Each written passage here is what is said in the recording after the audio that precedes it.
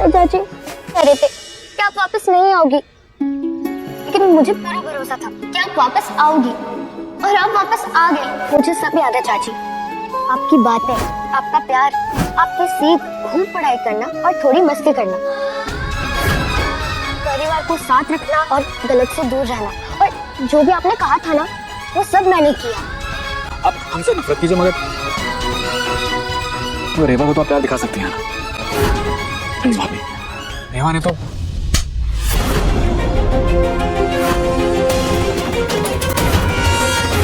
काम ढंग से नहीं होता। कहा था रेवा को स्कूल ड्रॉप कर देना और तुम इस कचरे के डब्बे के पास लेकर आए। चुप, एकदम चुप। मुझे नहीं जाना रेवा, मुझे नहीं जाना, मुझे सुमन चाची के पास रहना है। मम्मा, समझ नहीं आ रहा?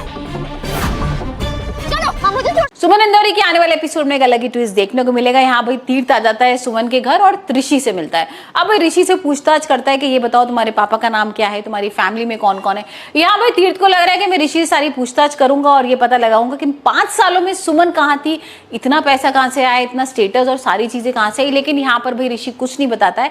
ऋषि कहता है पहले तो भाई मुझे अपने पापा का नाम नहीं पता, लेकिन वो आपकी तरह क्यूट है। अब ये देखते हैं जब विक्रम का सच आएगा तब तीर्थ क्या करेगा। लेकिन हाल फिलहाल तो यहाँ पर भाई ऋषि बोल रहा है कि आपके मुंह में से बहुत स्मेल आ रही है और मुझे पसंद नहीं है, पहले तो आप ये पीना बंद करो। और यहाँ पर भाई कुछ मिरेकल ही हो जाता है। तीर्थ आता है अपने घर पर, सारी शराब की बोतलें होती हैं, फेंक देता है एक एक करके, सब तोड़ देता है, बाहर फेंक देता है और कह देता है कि भाई मैं अब ये शराब नहीं पीऊंगा, इसको आज से हाथ नहीं लगाऊंगा। जिसके बाद सारे घर वाले बहुत खुश हो रहे हैं। भाई तीर्थ की माँ तो खुशी के मारे पागल ही होगी, उसको समझ में नहीं आ रहा कि ये क्या हो रहा है। और यहाँ वो बोल भी रही है कि भाई जो सुमन है ना, उसके आने से देखो क्या कुछ होने वाला है। और मुझे लग रहा है कि शायद दोबारा से इस घर में खुशियां आएंगी। जैसी खुशियों का नाम आता है ना, देविका के होश उड़ जाते। देविका आती है, उनको टॉर्चर वगैरह करने लगती है और बोलती है कि अगर आपने खुशी का नाम भी लिया ना, यहाँ पर खुशी भी अपने चेहरे पर लाई तो घर में मातम ला दूंगी। और यहाँ ये सब कह के वो चली तो जाती है, लेकिन कहीं ना कहीं उनको पता है कि भाई सुमन आ गई है तो कुछ अच्छा ही होगा।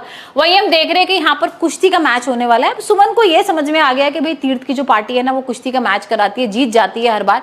और यहाँ एक काम करते हैं, हम भी अपनी पार्टी से कुश्ती का मैच कराते हैं और अब देखते हैं। और यहाँ भाई अब जो कुश्ती होगी, जो दंगल होगा, वो होगा सुमन और देविका के बीच में। अब ये भी देखेंगे कि कौन जीतने वाला है, क्योंकि यहाँ पर भाई तीर्थ भी होगा और हो सकता है कि तीर्थ भी यहाँ पर कुश्ती का मैच लड़े। लेकिन हाल फिलहाल तो यहाँ पर जो सीन्स आ रहे हैं उसमें देख रहे हैं कि देविका और सुमन जो है वो लड़ने वाले हैं। और ये इंटरेस्टिंग होने वाला है कि भाई सुमन जीतेगी या देविका जीतेगी। वैसे जहां तक लग रहा है सुमन जीतेगी। और अब देखते हैं देविका क्या करती है। देविका की तो होश उड़े हुए, उसको समझ में नहीं आ रहा कि भाई सुमन के आने से क्या कुछ हो गया है। पहली बात तो गुलशन को भी उसने लगा रखा है ना कि भाई पता लगाओ कि कौन है विक्रम और किसके साथ थी 5 साल तक। यहाँ पर सुमन इंदौरी कहाँ से आई है, अचानक से कैसे आ गई, इतना स्टेटस आ गया, इतना पैसा आ गया। तो अब ये सब गुलशन पता लगाने में लगा हुआ है। और देखते हैं जब गुलशन के सामने भाई ये सच आएगा कि वो तो विक्रम के साथ थी, तब देविका क्या करेगी।